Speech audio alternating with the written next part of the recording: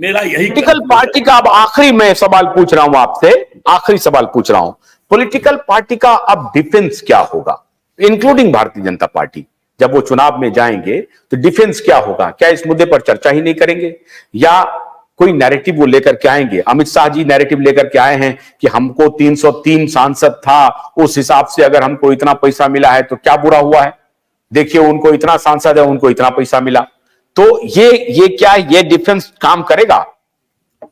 ना, ये बिल्कुल नहीं करेगा, क्योंकि देखिए ऊपर से एक चीज और वो बोल दिए, उन्होंने कहा कि भाई हम तो सुप्रीम कोर्ट सबसे हाईएस्ट कोर्ट है, उसने इसको अनकॉन्स्टिट्यूशनल कर दिया, तो अब जो है ब्लैक मनी आएगा। भाई आप कैसा सरकार चला रहे हैं? 10 साल से पावर में है, 10 साल से पावर में है, आप कह रहे हैं ब्लैक मनी आएगा। आपने क्यों नहीं किया पब्लिक फंडिंग ऑफ इलेक्शन?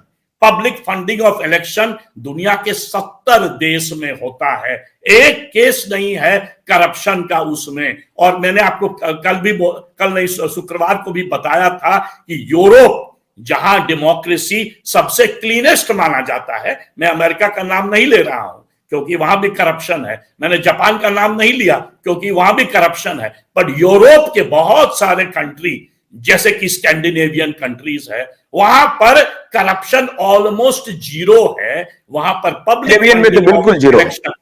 हाँ, वहां पर पब्लिक फंडिंग ऑफ इलेक्शन होता है और उनका खर्च हमसे बहुत ज्यादा है, उनका पर कैपिटा इनकम बहुत ज्यादा है, पर वो एक सिस्टम खड़ा किए। भाई आप 10 साल पावर में थे, आपके जो पार्लियामेंट के स्पीकर हैं वो हमेशा विदेश जाते हैं स्टडी करने के लिए बाकी सिस्टम को, आपके सब एक से एक एडवाइजर हैं, आपके कितने सारे ब्यूरोक्रेट्स परमानेंटली हार्वर्ड और येल और फलना और ऑक्सफोर्ड कैम्ब्रिज में जाते हैं, छुट्टी ले लेके सैलरी भी लेते हैं और हार्वर्ड का पैसा भी लेते हैं। ये कौन चीज कर रहे हैं? जो जाके स्टडी किया है और ये बताया नहीं है कि पब्लिक फंडिंग ऑफ इलेक्शन हो सकता है।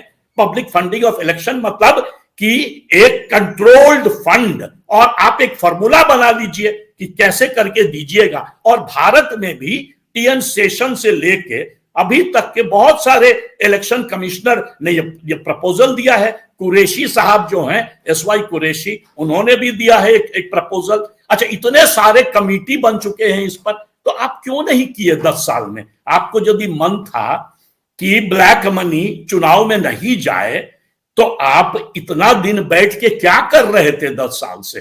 बाकी तो आप जल्दी जल्दी, आपने जो पॉइंट आउट किया कि जैसे ही खुलासा हुआ सुप्रीम कोर्ट का, खटाक से आपने लगा दिया सीएए, तो उसमें तो आप बड़ा जल्दी जल्दी करते हैं। राम लल्ला को आप बहुत जल्दी उठा के ले आए जमीन पर, साला मंदिर भी कंप्लीट नहीं हुआ था और उस दिन श्री राम का जन्मदिन भी नहीं था, 17 अप्रैल को है, आप पहले ही उनको ले आए, तो बाकी चीज में बड़ा हड़बड़ी था। और इसमें जो है आप सोए हुए थे, यदि सोए हुए थे और अब ये निकला है, तो इसका मतलब इस करप्शन से, इस लूट से आपको भी फायदा था जैसे बाकी पॉलिटिकल पार्टीज को था।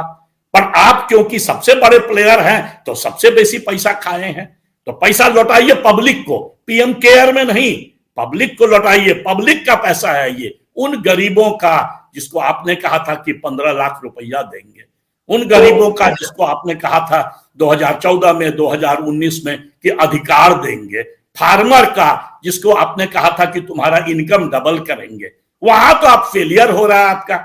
और यहां जो है ये बॉन्ड और आपका जितना बड़ा बड़ा दोस्त सब है, एक दोस्त जो है वो शादी में प्राइवेट इंटरनेशनल एयरपोर्ट खड़ा कर दिया, कितने दिन में? 10 दिन में खड़ा कर दिया। अरे भाई, आपको इतना समय लग रहा है पूरे देश में एयरपोर्ट खोलने में, यहां बाबू साहब एक आदमी है जो जामनगर में 10 दिन में खड़ा कर दिए इंटरनेशनल एयरपोर्ट। उनको पकड़िए, कहिए कि जहां जहां गरीब जगह, जहां एयरपोर्ट नहीं है, जाओ खोलो 10-10 दिन में, तब तुमको हम सबसे बड़ा अवार्ड देंगे। ये काम कीजिए, गरीबों का उद्धार कीजिए, अडानी अंबानी और बड़े प्लेयर्स का उद्धार। गन्ने की कड़ी बुनियाद, जिसे मराठी में खुड़किया और कुछ उत्तर भारत के क्षेत्रों में खुटकी भी कहा जाता है, उसे केवल भोलानाथ का 2-in-1 बैटरी ऑपरेटेड हार्वेस्टर कम ब्रश कटर आसानी से और बिना रुकावट के काट सकता है।